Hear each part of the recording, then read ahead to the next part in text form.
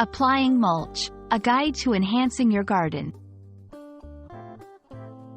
Hello, and welcome to our English language learning series. Today, we're going to explore the meaning and process of applying mulch.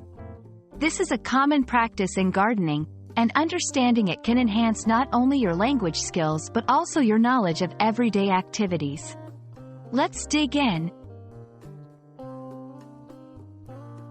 Mulch is a material spread over the surface of the soil. Its purpose is to retain moisture, suppress weeds, and improve soil health. Common mulch materials include leaves, straw, wood chips, and even pebbles. By understanding what mulch is, you can better grasp its importance in gardening. Applying mulch to your garden has numerous benefits. It helps to conserve water by reducing evaporation, control weeds by blocking sunlight, regulate soil temperature, keeping it warmer in winter and cooler in summer, improve soil fertility as organic mulches decompose, enhance garden aesthetics by providing a neat, finished look. Applying mulch is a straightforward process. 1. Choose the right mulch for your garden based on your needs and plant types.